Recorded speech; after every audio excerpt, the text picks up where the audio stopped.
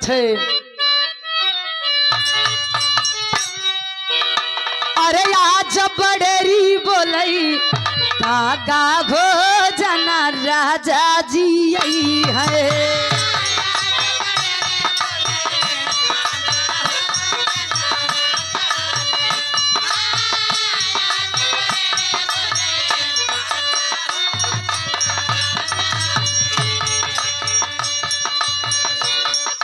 कहे दुल्हीन जना राजा मोर यही है, जना दुल्हा मोर यही है, जना पोपो मोर।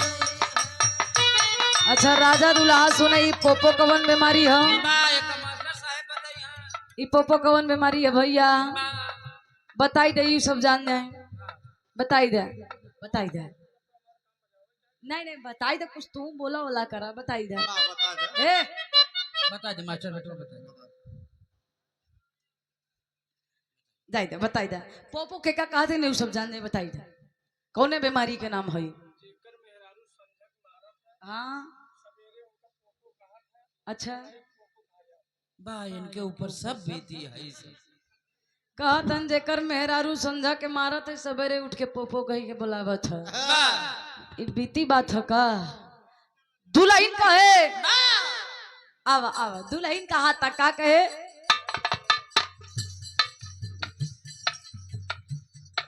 सजमई से सजमई से सजमई से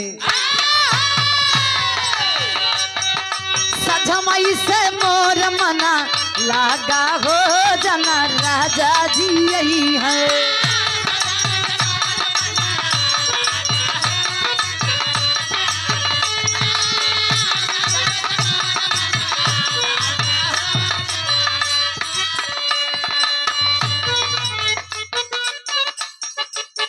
बारे भैया कहा सजवई से मोर में पहलगी प्राम आशीर्वाद के कामना है। एक स्वर्गीय दद्दा राम कैलाश गुरु जी गायन, लेकिन एक लाइन हम गाइला आज के समाज में, आज के युवा पीढ़ी के अंदर जौन विचार आइल बा, बदलाव आइल बा, इ बदलाव के देख के एक लाइन हमार मन करेला, हमार गीत बा पर्सनल हमारे हो। कैसे गाइला भैया? काजा नहीं लइका, काजा नहीं लइका दादा वाली पगड़ी, काजा नहीं लड़का।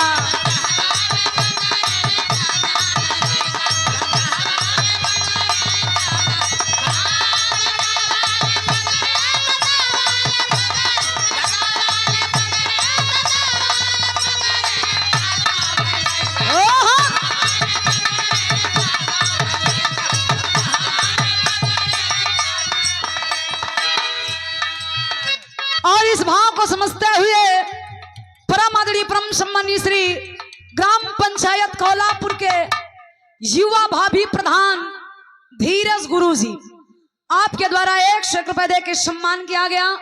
चरणों में प्रणाम आशीर्वाद के जा रही उपस्थित जनता जनार्दन के 100 में पहलगी प्रणाम आशीर्वाद के कामना हो। तब के बाद था आज के समय में लड़का शिक्षित होत हुवन, शिक्षित होने के बावजूद वो अपना संस्कार खो रहे हैं। पहले के जमाना शिक्षा नहीं रहे, लोग अनपढ़ रात रहलन, लेकिन मर्यादा में रहे, संस्कार में रहे। आज के लोग शिक्षित होवन लेकिन संस्कार विहीन होवन। सुजनी के ऐतिहासिक धरती से श्री मानिक चंद यादव आपके द्वारा 201 रुपए का आशीर्वाद, चरणों में प्रणाम आशीर्वाद के जा रही।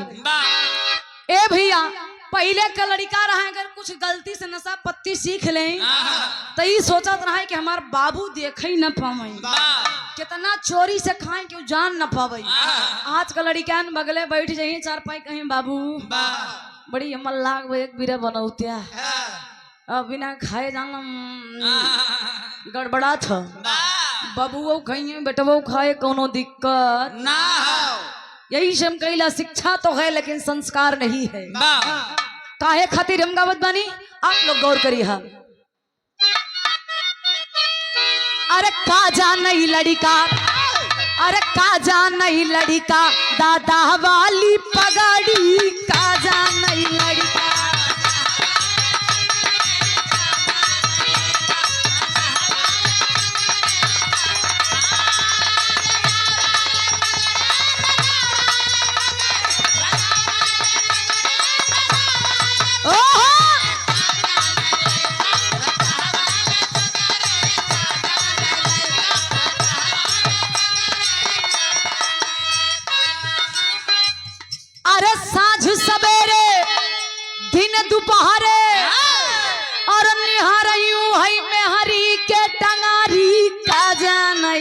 का दादा वाली पगड़ी क्या जाने।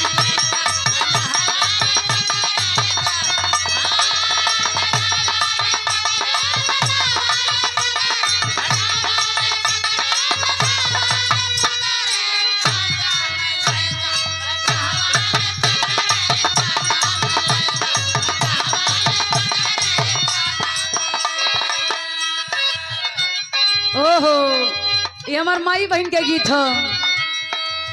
रलिया बैरन रलिया बैरन पिया के लिए जाई रे रलिया बैरन।